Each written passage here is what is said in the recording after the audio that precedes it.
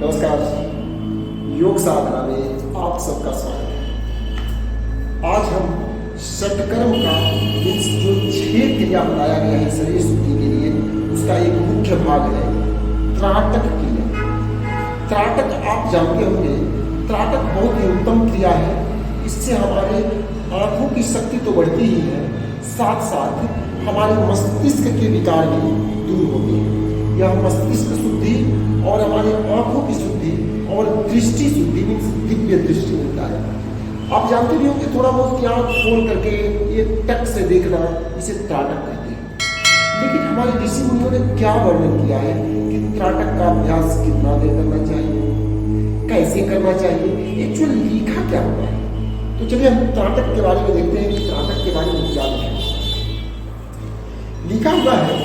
निमेको मेघ त्यक्त्वा सूक्ष्म लक्ष्यम निरीक्षय, ऐसे करके लिखा हुआ है। निमेक उन्मेक का मतलब होता है कि पलक, ऊपर वाले और नीचे वाले, इसको निमेक उन्मेक बोलते हैं संस्कृत में। तो हम हिंदी बता रहे हैं कि हमारे निमेक उन्मेक जो हमारे पलक है, इसको रोक कर रखना है, पूरा खोल करके और रोक करके। ऐसे पलक खोल दिए, अब इसी स्थिति में रहना है, अपने पलक को झपकाना नहीं है, अपनी आंख के पुतली को हिलाना भी नहीं है।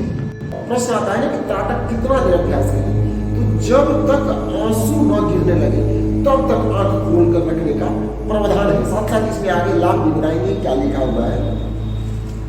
जब तक आंसू न गिरने लगे तब तक किसी सूक्ष्म लक्ष्य के ऊपर, किसी भी सूक्ष्म लक्ष्य के ऊपर, जैसे कोई बिंदु ले लिए, कोई बिंदु बना लिए ब्लैक कलर का, कोई भी छोटा सा बिंदु किसी दीवार पर बना लिया, व्हाइट कलर की दीवार पर, या दीपक जला लिया, उस दीपक के लौ के ऊपर देख रहे हैं टक लगा करके। तो बताया गया किसी भी सूक्ष्म लक्ष्य पर टकटकी लगाकर देखते रहने को त्राटक कहते हैं। त्राटक किसे कहते हैं? किसी भी सूक्ष्म लक्ष्य पर टकटकी लगाकर देखते रहने को ही त्राटक कहते हैं। और कितना देर अभ्यास करना चाहिए? जब तक आपके आंख से आंसू न गिरने लगे तब तक इसका अभ्यास करना चाहिए, तभी पूर्ण त्राटक माना जाएगा।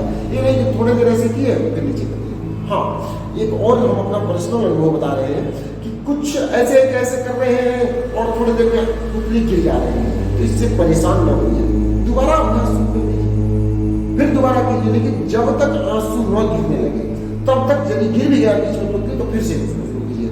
जब तक आंसू न गिरने लगे तब तक अभ्यास कंटिन्यू रखिए। अब इसके अभ्यास का लाभ क्या बताया गया है? इस अभ्यास से सांभवी मुद्रा की स्थिति होती है।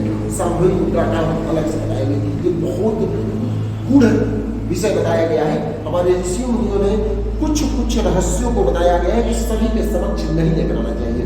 ऐसा क्यों बताया है? मैं ऐसा आभास किया हूँ कि सभी रहस्य सभी व्यक्ति समझ नहीं पाएंगे।